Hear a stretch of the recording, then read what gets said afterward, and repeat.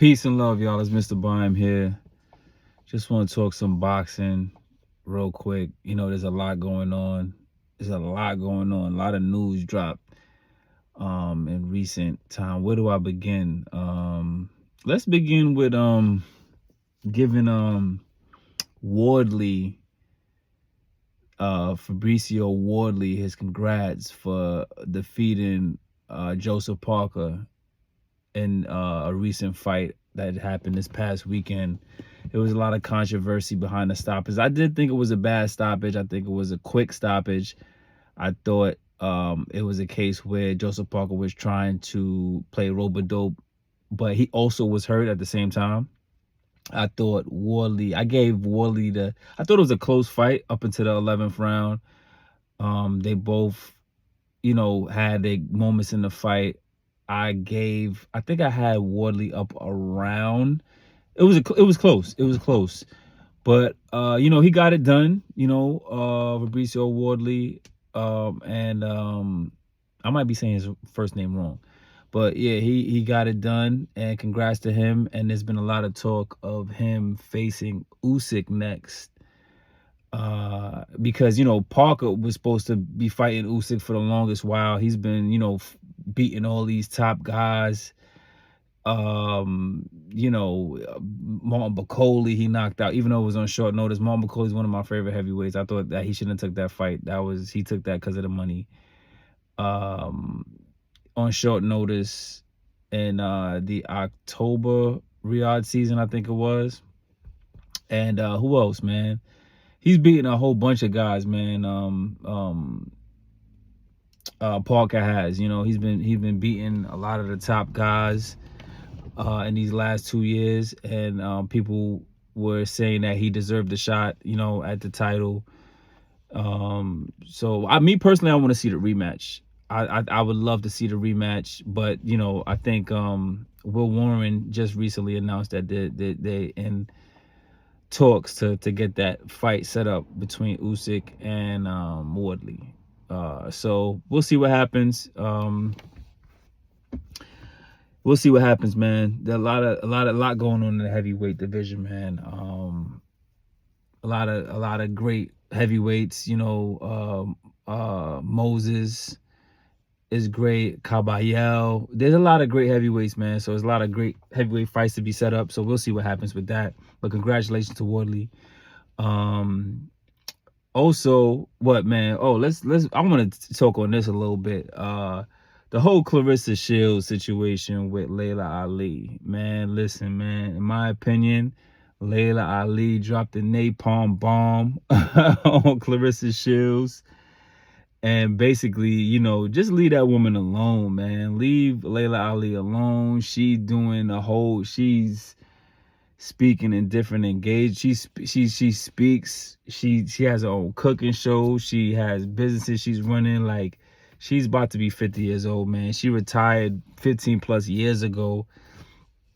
Like, why Claressa so fixated on this woman, I don't know why. Laila Ali never said that she would fight Claressa. She said if somebody offered 15 or 20 million to something that she would think about, but she doesn't have any interest in coming back. But Claressa is so fixated on her and jealous of her, in my opinion, that it's kind of weird. You know what I mean? There's a lot of, I ain't gonna say there's a lot, but there's a few fighters that she definitely could fight if she wanted to stay at her weight class.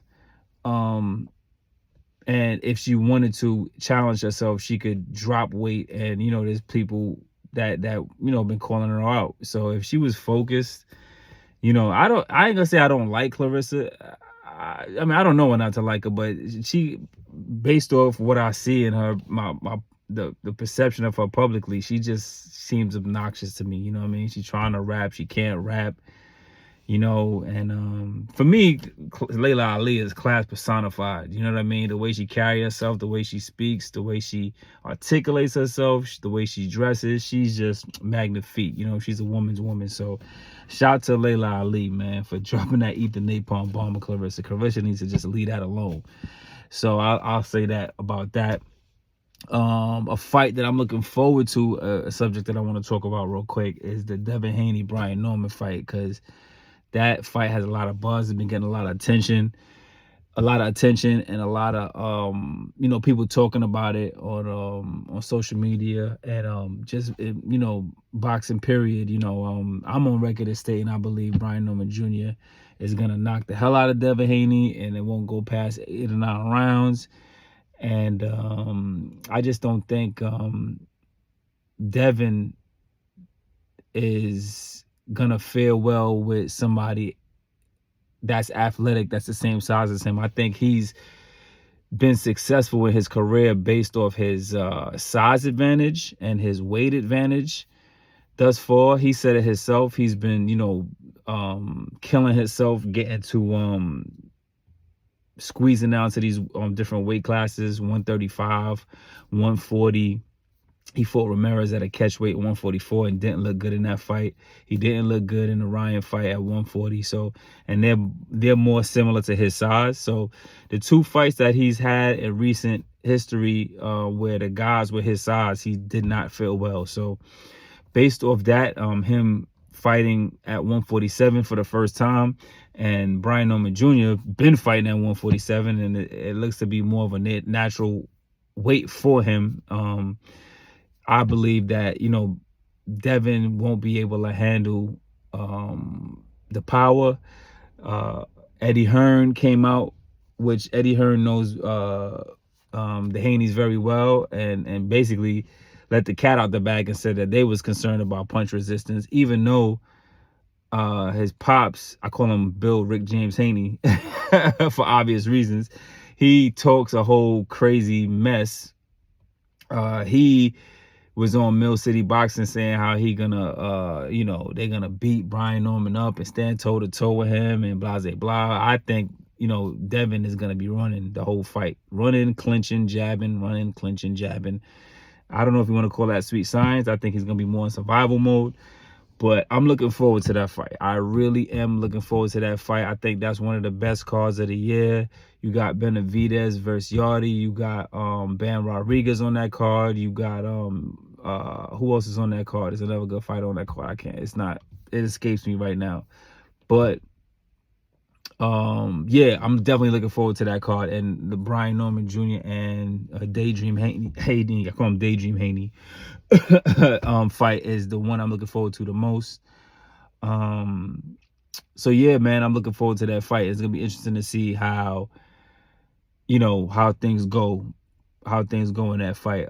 And the last topic I want to talk about really quickly, even though I don't even like talking about this dude, man, like he's one of my favorite fighters, but a lot of these dudes, what I notice about boxers period is that they hypersensitive. I'll give Devin Haney credit and Shakur Stevenson, two I believe, two overrated boxers in my opinion. Very overrated boxers in my opinion. I don't believe they're as good as their public perception is. But I will say this: they not super sensitive. Even on Twitter, they get a lot of hate in their comments. They always getting blazed up in their comments and torched in their comments, and they don't necessarily block people. They're not too sensitive about what people say about them. Maybe the criticism fuels them, but I'll give them credit for that, for being thick-skinned and not being worried about what people say too much. But a lot of boxers, man, is just hypersensitive, man. They can't take criticism. They can't take people having to say maybe something critique. I wouldn't even say negative, but everybody gonna get criticized, you know what I'm saying? Especially when you in the public eye and you doing something, something that's sports based or whatever the case is. So people are always gonna have something to say regardless of what. So, but I'll say this: I don't even like talking about this guy, but he's one of my favorite fighters, and I'm on record as stating I don't like this fight with Gervonta Tank Davis and Jake Nickelodeon Paul. I call him Jake Nickelodeon Paul.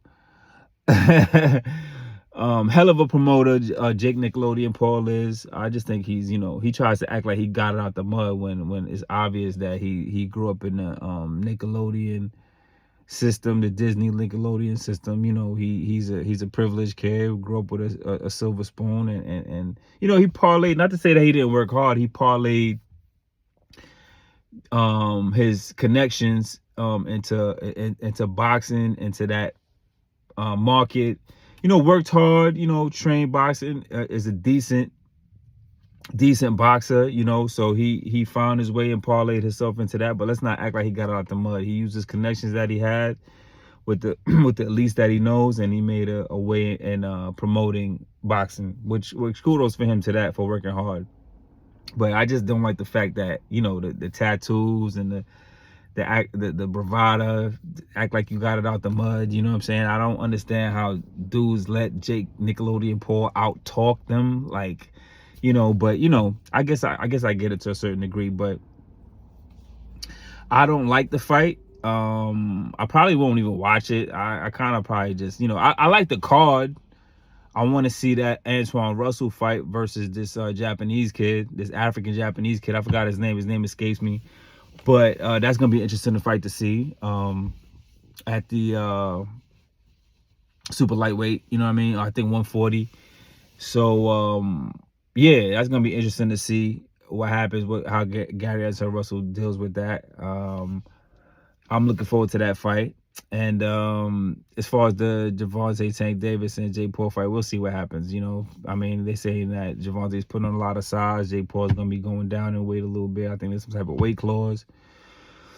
So we'll see what happens. You know, Jake got the size advantage. You know, Gervonta got the experience advantage. So we'll see. I don't think I'm going to be watching that fight. But what I want to say is the news just broke today that he's getting sued in a civil suit by some chick that he's been dealing with. The blogs are saying that it's his quote unquote girlfriend. What I notice about boxers and athletes, period, not just boxers, is that they know very little and have very little understanding about the woman. And they find themselves in these precarious situations with women, with chicks, with a lot of chicks, you know what I mean? And the reports are saying that it's his quote unquote girlfriend who works at a gentleman's club in Florida. And you know, he put hands on her and threatened to, you know, unalive her, and you know, embarrassed her, and his text, and it's basically a civil lawsuit. So it could be a money grab, but usually, you know, my belief is where there's smoke, there's fire, and there could be some credence to Tank putting his hands on chicks. And it's not smart for a millionaire athlete to have a girlfriend that's a bottle girl. You know, I mean, look, man, you know, look, if anything, if you got money, you got to understand a woman, man, you know, and understand that the vast majority of women are just good for looking at and or betting. Good women are very far and few between. And if you're a millionaire, you have to make chicks prove themselves, prove their like to you. But a lot of these dudes, you know, they come from nothing. They're not used to dealing with chicks until they get some money. You know, a lot of them got complexes, they got trauma, they don't have discernment. So I'm not here to judge, but I just say that you gotta be careful if you're in a certain position. You know what I mean? So let's hope that Tank gets his mind right, and you know, is able to, you know, come out of the situation, because you know it's like I said, precarious situation. It's a quagmire, whatever you want to call it. And you know, you got to be smart when you're dealing with chicks, man. And when you're dealing with these women, man, you got to be very smart. You got to be tactful. You got to be on point and have understanding and discernment when it comes to women, man, because they will destroy you. You know what I mean? The vast majority of women are agents of chaos, and they out here just like, I look at them just like jack boys, you know what I mean? Just like niggas that's ready to rob you and steal from you, but they just more cunning, slick, manipulative with it, you know? You got to look at that. They vampires just as much as anybody else. So you got to be careful. You got to be careful. So like I said, a lot going on in boxing, a lot of great fights that, you know, there's a whole bunch of topics I could cover, man. You know, a whole bunch of different topics. The Shakur and the T.O. fight is supposed to happen. I don't believe that fight is going to happen, like I said in my last video. even if they announce the fight, it just feels weird, man. It's two weird guys, man. T.O. is one of my favorite fighters in terms of skill and actually in the ring fighting, but he's a weirdo. He's a clout chaser. Shakur is overrated and a clout chaser as well, and very tactful and about how he picks his opponents. I don't believe that he picks. That's why he's always cheerleading and screaming, I'm the best, I'm the best. It's like, that's why I call him Kerr the con man. Kerr the con man, you know what I mean? But yeah, y'all, that's all I gotta say right now about everything that's going on in boxing as of now. October 30th. So, peace and love, y'all. We'll see what happens, yo. Peace.